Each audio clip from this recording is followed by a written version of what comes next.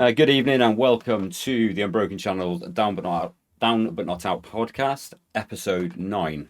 We've had a little bit of a break.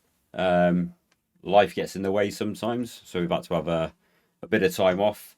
But we're back now and hoping to get more episodes out regularly. Tonight joining me, I've got Andy Oliver and Andy Shuttleworth. Evening. Evening. Evening, mate.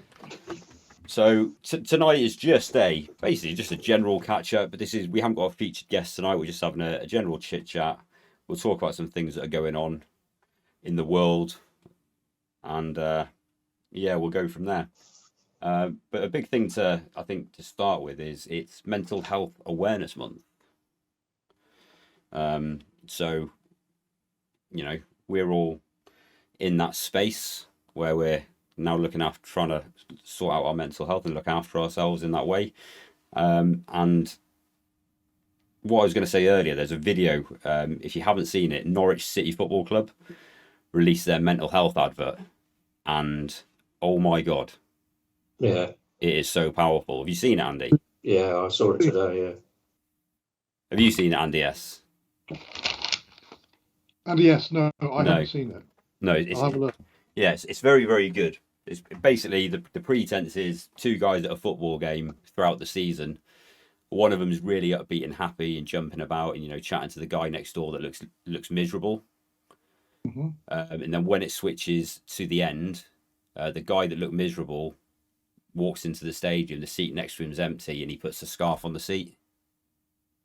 And it's just basically getting the message out there that just because people look fine and happy doesn't mean they are. Yeah. Which is sort of quite important, I think, anyway. But how have you two been getting on over the last few months? Winter kicking in. Go on, Andy. You go first. Yeah, yeah, I've been okay, to be fair. I'm still waiting for combat stress to come back to me, but I'm in a sort of slightly better space than I was a couple of 3 months ago, which is good. So yeah, just sort of keep chipping away at myself and setting a few little goals here and there, and bit of grounding, and I'm keeping on top of things, so it's good. Nice. I'm glad to hear it. I see you've been getting out on a lot of morning bike rides, you crazy man.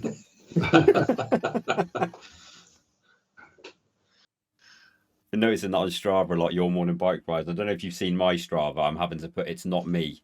I have not turned into a racing snake. That's my son training. Oh, right. He's using your Strava account, isn't he? Yeah, he's using my Apple Watch to try and he's trying to learn his splits a bit better, because he had his first cross country of the season last weekend, but he had this flu bug the week leading up to it. Yeah. Still did 4K in 16 minutes 6 seconds ill. But now he's trying to work out his pacing a bit better so he can smash the next one. What you, Andy? Yes. Yeah, I suppose earlier in the summer I got badgered to death by Neil Dewar about laser run, and I finally cracked, and it was a bit of an excuse to go up and see my brother up in Bolton. So I pitched up at Liverpool University and saw this mad woman who's doing all the organisation, and had a sort of impromptu afternoon session shooting with a whole bunch of people, sort of a whole range of disabilities, from learning disabilities, educational disabilities, blind, you name it. Yeah. We were having a shot, and it was good fun. So I tried to get qualified, and the information we were given was crap. I didn't get qualified, Ali didn't get qualified, and Ben didn't get qualified. But I pitched up at the World Championships because they had another demonstration event early in August. And that was really good fun. And we got Gemma from Help for Heroes along. Yep. Gemma double-barreled, I can't remember. Anyway, she wasn't allowed just to sit and watch. She was dragged into it kicking and screaming. So she took part in the demonstration event as well. Did rowing for a wheelchair user, pretty good. came away with a medal. Well, everyone came away with a medal, but during that I got invited to come along for qualification again, and by just been hanging around, I got qualified as one of two people within a brand new category. So the other guy ran, I didn't run, but I could outshoot him. So I was walking quickly with my walking stick for the cardio, and I finished about 20 seconds behind him. Wow. So he got gold, the world champion, and I'm the runner-up to the world champion. Fantastic. So there's a lot more of those events coming up next year. I think 23rd of this month it goes live. Yeah. You can sign up for them. Get involved. You'll love it. It's barking mad. Yeah, sounds so. We might have a world champion next year. Is that what you're saying? One way or another, we'll get a world champion. Yeah. By hook or by crook. I know Neil was a bit pissed off because he'd done a lot of practice, and his shooting is brilliant. I won't fault him on that. But we were up against these Egyptians who've been training for 7 years, and they were red hot. These little 6-year-old kids, target shooting, bang, bang, bang, bang, bang, 5 down in under 10 seconds. And that's the 6-year-olds. The 10-year-olds were even better. And by the time you got up to a 20-year-old that he was competing against, they were faster on the shooting and faster on the wheelchair. So poor old Neil, he was about 5th, I think, in the end. Yeah, he enjoyed it though, didn't he? We had a real hoot of a time. Met some other really nice people, a couple of other vets and a couple of other adaptive players. And yeah, we're all signing up for next year. It's going to be fun. Yeah, I must admit, I registered my interest, and I've had the email back with all the different events. So, the only thing for me at the moment is it's only got one categorisation, and that's in Liverpool. No, I think there's going to be another one in Bath or Bristol, somewhere down in the yeah, south. yeah, I see. And I know the classifier. He's a friend of a friend, and he lives in this part of the world. So he'll want to be down this way. Do you know Martin Colclough? I don't think so. He used to be with Help for Heroes. Okay. He's now with Pentathlon GB, and he was our classifier, and he's trained as a classifier now for the Paralympics. Oh, nice. So I'm sure we can sort something out. And Nick, the woman, the mad doctor in Liverpool, yeah, she wants us to play. Yeah, the emails I've had actually have been quite encouraging, quite nice. Yeah. But I tell you what else, and this is something that's just come back into my mind because you mentioned Help for Heroes. So Help for Heroes rang me, oh God, beginning of September. It was actually on my birthday, right? And they were, because of like the changes to whatever the data protection thing, they had to get you to, say yes to something for the Just Go. Yeah. And we had the conversation. The young girl hung up, I hung up, and like literally 3 minutes later, she called me back and went, "Oh my God, happy birthday. I've just seen it's your birthday on your date of birth." And I thought I'd ring you back to wish you a happy birthday. And I was like, that's nice. Wow. Yeah. So that cheered me up that day, even though I was another year older.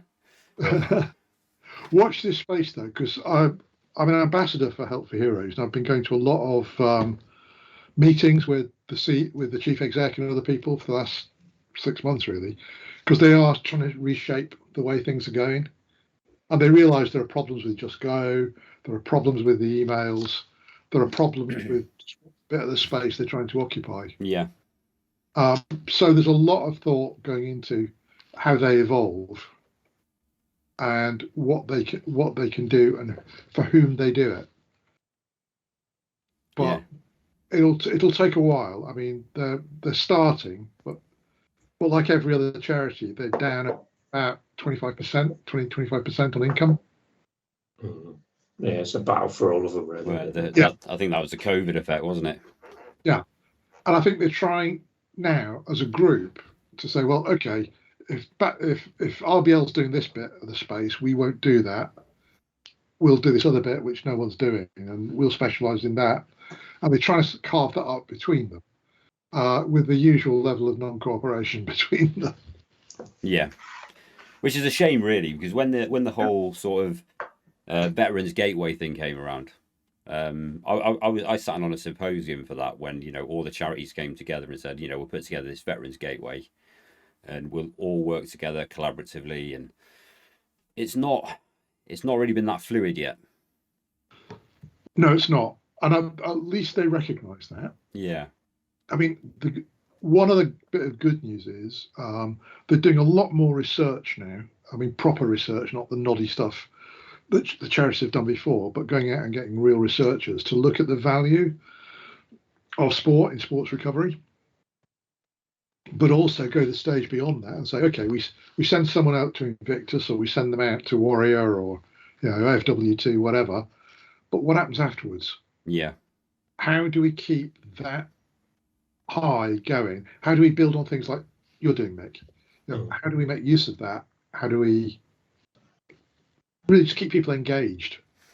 Yeah, because a lot of people, I must admit, on social media, I've not really seen of too many people that competed in Invictus this year hit a crash, or they've not shown it anyway on social media.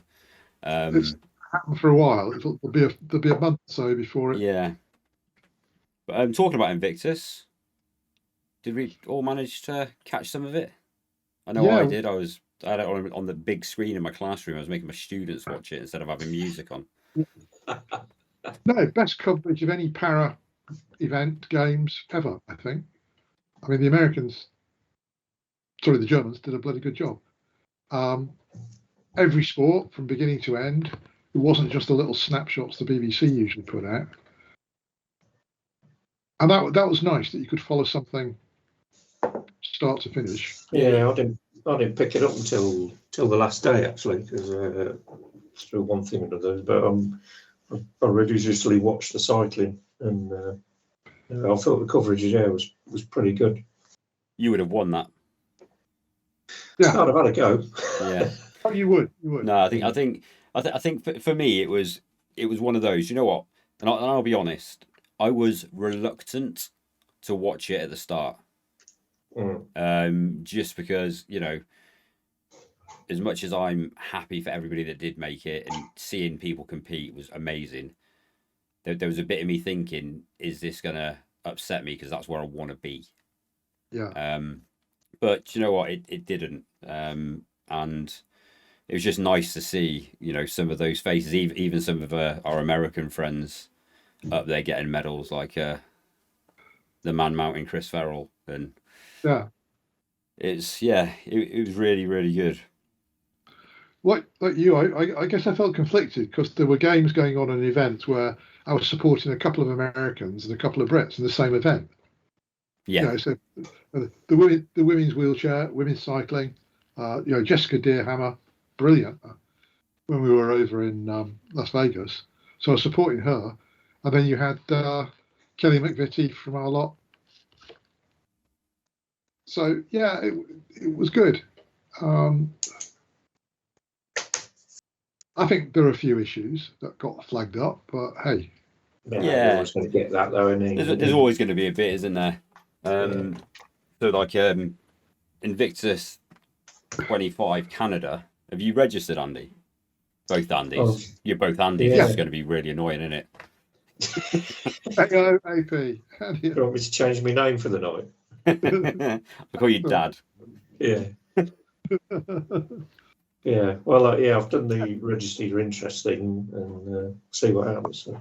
I mean, perversely, I would much rather do Warrior or even another AFW2 than I would Invictus.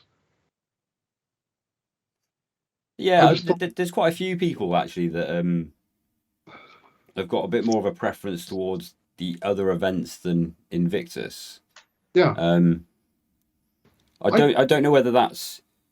I'm not saying you're doing this, but I don't know whether that's to maybe guard against not getting selected, so you don't feel as like, well. But you're old enough in the tooth now, so yeah. It's do I survive the selection these days? Yeah, exactly. Yeah, no, I just, aside from everything that happened afterwards, the actual time in Las Vegas was brilliant. I really enjoyed the contact, especially with the Americans. I thought we had more opportunities for sport than anyone at the Invictus Games did. Yeah. There was just more going on, and I think I just prefer that environment. Oh, evening, Gibbo. We've got somebody just coming to watch. How's it going, buddy? If you've got any questions, fire them away, and I can ask these two old men. It's all good. But yeah, I mean, have you looked at the Invictus website recently? For 25? Yeah, I had a go at them yesterday. Okay. No, they put something on about esports. Okay. Yeah. And they've managed to piss everyone involved in cycling, Zwift, and whatever else off, because basically the esports, the Super Mario Kart players, and Legend of Zelda, they call what they do a sport. Now, I've got a few things about that. It probably is very, very good for some people's mental health and mental recovery. Don't have a problem with that. But for goodness sake, don't claim it's a sport. Trouble is, that's big money now, so they've collared the name of esports. And do you know what I'm about to say to you? Go on. The Army now has an esports team. I know. They had one for about 4 years. Yeah. And they're doing it the same way, the same reason the Americans are. They want little nerds they can stick into ISO containers and fly all sorts of remote devices over long distances. Well, exactly. Which is great. Let's be honest, we're going cyber, aren't we? We're going, the world's going cyber mad. Yeah, it is. My son is, I've just managed to wangle him work experience at my workplace because he wants to get into cyber. Well, in fact, he eventually wants to be an intelligence officer for MI5, but I think we're a bit far away from that right now. Oh, you shouldn't have told us that. Yeah, well, it's on their website. He won't be able to tell me when he's working there. I can see the attraction for youngsters going in, and it's a damn good career. But I think there's the confusion between sport and the physical and mental benefits that sport gives you in recovery, and the recovery benefits which are purely mental, and that's all it says on British esports. It doesn't talk about physicality. It's purely the mental side of it. And I think for the Invictus Foundation to lump the two things together, it's a bit confusing for a lot of people. And I know it annoyed a lot of the e-cycling community. Yeah. No, yeah, I can see why. The thing is, it's a tough one. Invictus 25, got the list up here. Alpine skiing. That's downhill, isn't it? That's downhill. But you can do it sitting down, and we know the women's champion in that. Well, I've never, 43 years old, never skied in my life. No. I think I did once on a dry ski slope when I was about 18. So what's your problem? Gravity. Yeah, exactly. There's Nordic skiing, skeleton. I fancy giving that a try because who wouldn't want to throw themselves down a tube on a dinner tray? Wheelchair curling. Yeah, that's good. And then it's the core sports then of indoor rowing, sitting volleyball, swimming, wheelchair basketball, wheelchair rugby. So it does very much look like this Invictus is very much going to be a team rather than individual event.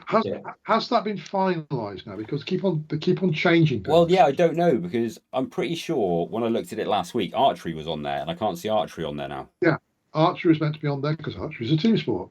The sitting of the ice hockey, sled hockey. No, I think sled hockey.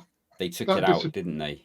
Because there was only one place in the UK you could actually train. Yeah. And who wants to go to Cardiff? Yeah. But there's more than one ice rink about. And I think there are a lot of people kicking off that for a lot of the other sports, which are we just don't train enough people to make a credible team and give enough people the opportunity to get involved. Yeah, I mean, 2 seconds. Yeah, Gibber, I'm good, mate. All good, buddy. Yeah. Do you know what? It's because of the type of games it is, are we going to be? I know they say it's not about the competition, but you still want to give a good account of yourself. Yeah. Are we going to be competitive in the winter sports? Nah. No. Not. I don't think it. Maybe curling, because it's just throwing a rock down a bit of ice, isn't it? It's a brush, but remember, you got to do it in a wheelchair. Yeah. I don't think it'll be standard. I think there's two ways of looking at it, isn't there? Because I think being competing in general is a wonderful, wonderful thing, and just to be in that environment can do so much. And then you've got the other side of it where if you think you can have a good crack at it and compete at a level that might get you a medal, then that's a slightly different part of it. And it's I think if you just look at it more holistically and go, let's just go for the team environment and the ethos and the all togetherness and stuff like that, that's just mega powerful on its own. So yeah, absolutely. No, I do agree with that. I mean, I'm naturally competitive. Put me in the right environment. Are you? Right... I've never noticed that about you, Andy.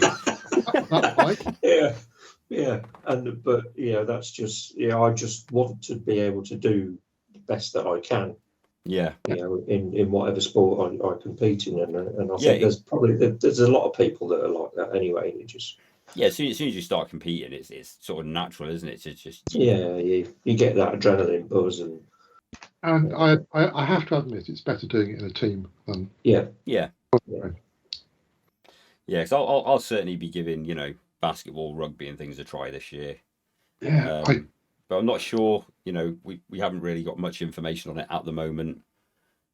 I believe something should be coming soon.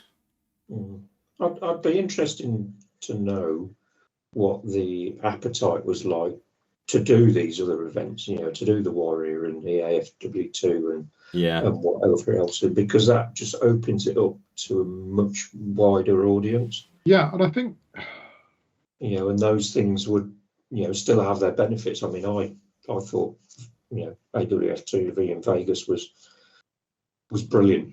Yeah, for me. Absolutely. And brilliant for a lot of other people as well.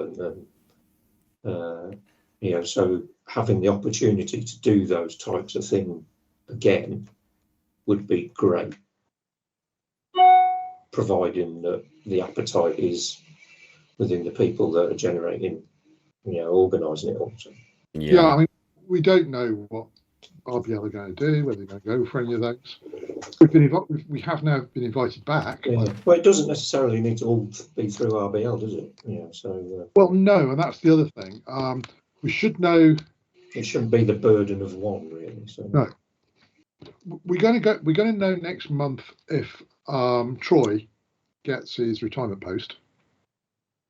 Yeah. With Warrior.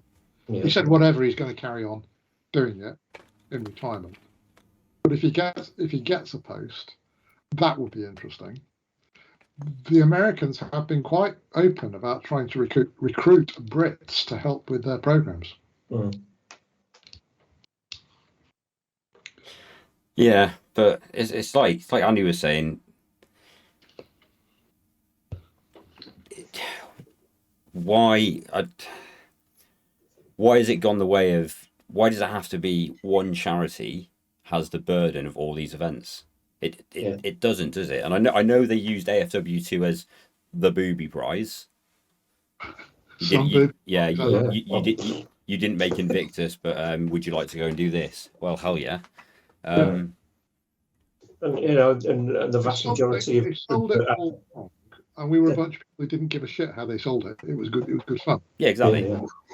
It was great. But going forward, should it all go through RBL? Don't know. Should it go through MOD?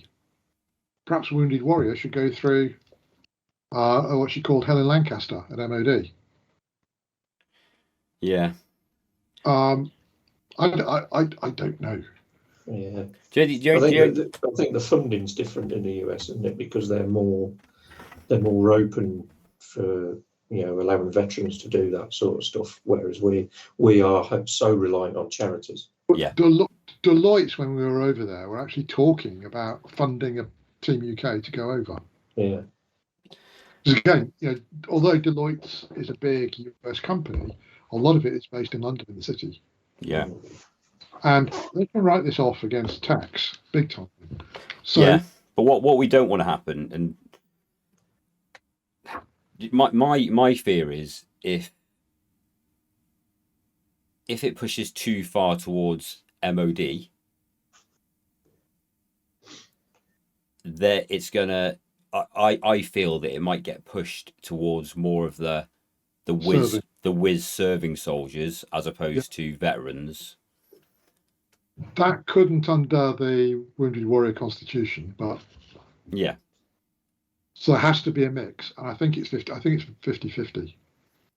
Yeah, I know there wasn't that many on the team this year. Was there like eight or 10? I think still serving. Yeah, there weren't many, but you know. But a lot of it is, a lot of them, by the time they get to an event like that, have whizzed out of the whiz category. They're no longer recovering. They have recovered, and that's the whole. Yeah. The whole point. Yeah. So, right. So, this question really: what other things are going on? Mick, I think both of you've come across Zed Pitts, haven't you? Yes. My nephew. Your American nephew. My American nephew, who's just gone home to Alabama on his way to Georgia for his next battle officer training. Yeah. He is talking to a lot of people in the adaptive sports environment, not just whiz. So it's amputees from car accidents, you name it, in the city world as well. Because what's becoming apparent in the US is that no single charity can actually afford all this stuff for the military. But they all like the military involvement because we get stuff done. Yeah. And so the angle that's being pushed now by a lot of these groups in the States is that we should be pushing for adaptive sport in a whole host of different areas. The military side, the WIS side, taking the lead because that's what we do, but also involving others. And it's what we found in the laser run stuff. We got so much in common with these people, and probably more than separates us, especially when it comes to recovery. And both Neil and I were learning stuff that we'd never heard before from talking to people on some of the weekends we've been away. And I think that it's one approach. It may not suit everyone. It just goes to show that being organised by another company or another charity, it has massive benefits all round, because you've like you say, you've learned stuff, you've picked stuff up, you're meeting new people, you're talking about new things, and it's just benefit all round, isn't it? Yeah. So does the model need to change a little bit? Because if you look at, like you say, in the States, the veterans charities, I mean, how many people of the VA got on their books? It's like probably bigger than our army. Oh, considerably. But when you see these sporting events going on, like say Deloitte, AFW2, and they do Warrior as well, don't they? Yeah. You've got all their kit being provided by Nike through sponsorship or Under Armour, depending on what year it was. Like this year, I think they were Nike. Should we in the UK be pushing towards trying to get in these sort of bigger sponsors to take out, well, quite a chunk of cost, I'd imagine. If you imagine, all the kit, if it was provided from a company, and we're going to wear your kit when we do Invictus. Big advert. Yeah. But look at IG. That was all funded by Boeing. Yeah. And yet another big American company. So I think, if you could find, or if someone can find those sponsors and just get off their high horse about having to be a charity that's organising it. The whole purpose of this is rehab. Yeah. Okay, how you achieve it,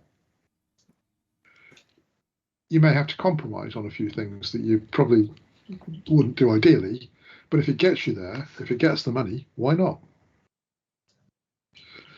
I'm sure no one at IGF really wanted the president of Boeing hammering on for an hour on the podium, but for the money they put in, it's worth it. Yeah. But the conversation that's needed is a conversation, regardless of whether they take it over.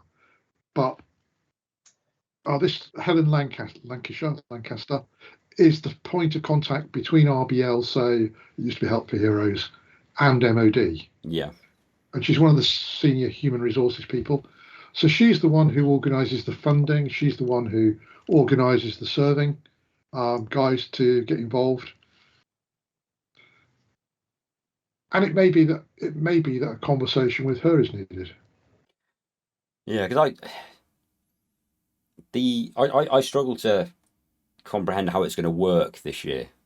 That's my thing. With last year it was quite simple, quite cut and dry. It was normal Invictus events, training weekends, go to at least 2 per sport that you want to compete in. But this year, that model for me, that I don't think that model will work. I've been told 2 very different models. One I was told by Anthony Bain, probably 3 months ago now, which was they were going to get away from the weekends and the camps and and that everything was going to be focused around battle back and courses you've done and that sort of thing. I've also heard that isn't the case. Yeah. So what is the truth? Do they know yet? Because surely to train winter sports, that's going to be out of country. Unless you do it all on slopes. On dry. Yeah. Yeah, dry's nowhere near the same as being on snow, is it? The RAF para skiing team, I've been training all summer on real mountains around the world. Yeah. So the MOD are already flying people out to these venues. So why not a few more? Yeah, exactly. So I know, or I've heard there's a dry bobsleigh track, Bath. Yeah. What it is a concrete trough. Right. It's the most look. That's got A&E written all over it. Throw yourself down an ice one. Will have no fears if you've been down that thing. Okay. I've seen it. I've walked it. It is bloody terrifying. But I suppose that's an option. Yeah. Yeah. So, what have I got on my list here? Oh, this is one for you, Andy. Right. So I've seen a lot of stuff on social media, right, lately. There seems to be a scourge of cyclists thinking they're policemen. All right. Well, dressed where in fluorescent. Where do you stand on this cyclist versus cars business? Because you're like me. We've both got bikes. We both drive. I drive safely, and I know there are some people that don't drive safely. Yeah. But all I've seen for the past week is headcam footage of, oh, this guy was on his phone. Oh, I was doing 20 miles per hour in this zone and this person overtook me. And then I've looked at the video because I'm a geek, and I've worked out their distance per second by slowing it down frame by frame. And actually, they were only doing about 14 miles an hour, which I told them, and they weren't happy. They didn't respond. But there seems to be this whole, and I think it's the Jeremy Vine effect. Yeah. Yeah. I think there's no real answer really. There will always be conflict between motorists and cyclists as long as you've got both of them using the same bit of space.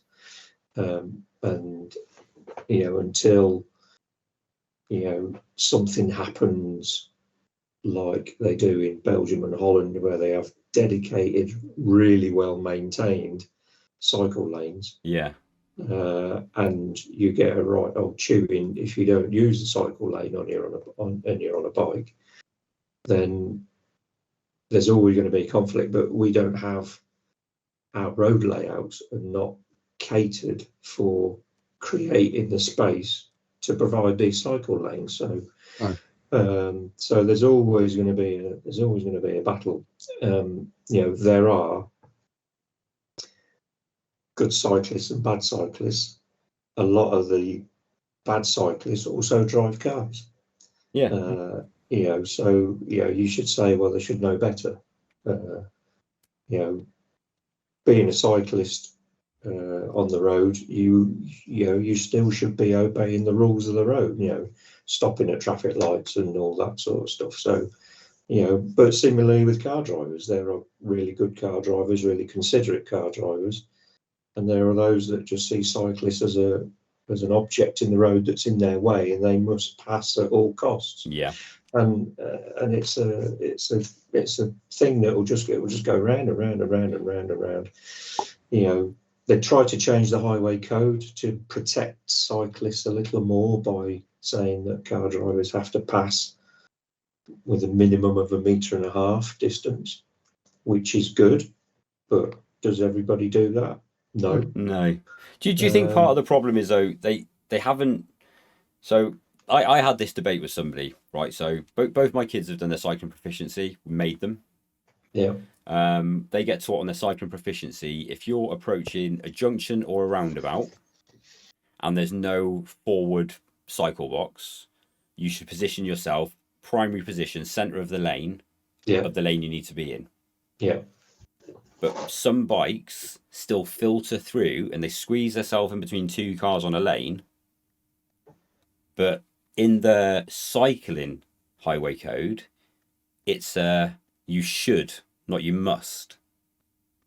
So although the guidance is there, they sort of pan it off as, but you have to give us the room, whereas we just have, that's just a recommendation. We don't have to do that. And you're sort of thinking, you can't have it both ways. And what worries me is with this new, I know the police now will charge somebody off headcam footage. And with that going on, it just worries me that cyclists, not all cyclists like you say, but some cyclists may be putting themselves into a position where they can get some footage for their social media account. I think that's probably pretty true for some of them. Having seen same people time and time again in very, very similar situations, why is it just them that get there? Yeah. But having said that, I walk on a country road every day. It's a country road which has effectively a footpath that joins it halfway along. So it's been a footpath longer than it's been a road. So you walk along that. It's on the worst bit is a blind bend, adverse camber, top of a hill. Everything that could be wrong is wrong about it. The fastest you could go around obeying the highway code is about 24 miles an hour. It's got a 50 limit on it. What I do now is I carry my walking stick, which is 1.4 meters long. And if they come racing past me, I hold it out as an indicator of where 1.4 meters is. I think I'm up to half a dozen wing mirrors now. I'm not hitting them; they're driving into it. I don't care that they can't see round the bend. They shouldn't. If they can't see round the bend, they shouldn't be going that fast that they can't stop. Yeah, but it's a little bit different for us though as well, because like me and you, Andy, we're on recumbents. Andy, yes. Yeah. So I think because I'm on a recumbent, people naturally give me more room because it's wider. But I've seen bad drivers zoom past cyclists and almost knock them into the bushes because they've gone to overtake when they shouldn't have really gone to overtake. And obviously you're big on your sort of road rides. So I'd imagine you've experienced your fair few close calls on a bike. Yeah, lots of times. Probably most times I'll go out. Really, there's big, especially if I'm doing a longer ride. You might have 2 or 3 instances where you think that was a bit close. Yeah, and it's just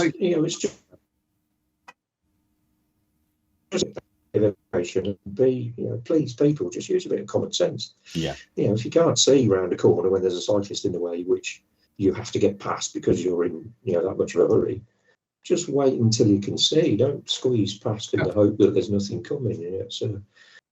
common sense would go an awful long way. And if people were just, in general, cyclists and motorists, just a little more patient. Yeah.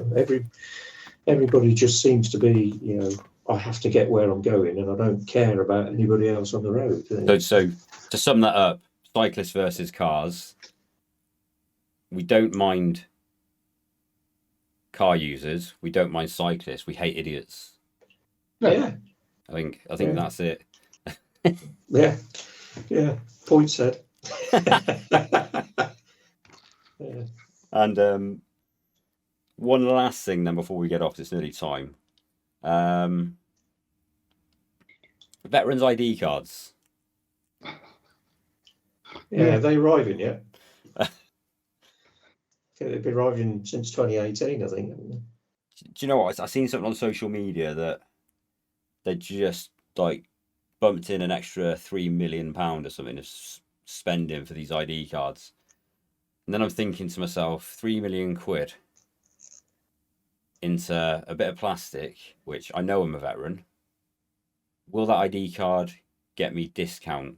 No. Okay. Will it get me free? It should get you discount. Will it get me free transport somewhere? Oh no, it won't do that. Okay. So why do I need it? I guess a lot's going to depend on what you say, really. If things are added to it, like the ability to use it as a, why do we have to get a veterans rail card every time? If you've got a document that says, I'm a veteran, I'm this old, this lasts for 5 years, Yeah. I shouldn't go to the railways to get another one. I shouldn't need to go to the bus companies because I've got one. If it's used like that as a general ID card for lots of purposes, the fact when you turn up to a medical appointment, you flash it, and it has some value, but it's got to be more than for God's sake, what's this one here? State Library of Victoria in Australia. I'm a member of the library, but who gives a shit? Yeah, because I'll tell you why this sort of rings through to me, and you've already mentioned it. So charities' earnings are down 25%. £3 million, and that's just a boost into it. So I don't know how much. I don't know the figures for how much has already been spent on this Veterans ID card scheme, but that could do an awful lot of good in other places like adaptive sport. Yeah, that would fund. You're probably talking the next 6 years of Invictus, or 6 Invictus games. 500k a pop. It's got to be close to that. I can't see it being more than that. I honestly don't know, Mick. I honestly don't know how much it costs. I think Dusseldorf. Let's just put Dusseldorf into thing. £100. Let's say £150 return flight to Dus. Yeah. For 50 people. You know what I mean? It's not a lot. It's not a lot. The accommodation costs, the insurance costs, high. Yeah, insurance would be high. I get that. But because they're doing so many people, that will mitigate. Yeah. Trade-off there. I just think the money could be better spent. I think must be someone who knows. It'll be out there. I still think that for some people it may give them a sense of identity, a sense of belonging, and all that sort of stuff. But it would be really nice if, like Andy says, things are attached to it. Oh yeah, I mean, if it means you don't have to pay for your veterans discount card every 3 years. Yeah. But it's whether these places then buy into that. But that will come from central government saying, well, this is a good idea, and you'll get another benefit if you do this. Yeah. Money. It's always going to be down to the money, and what the businesses will get back from their philanthropy.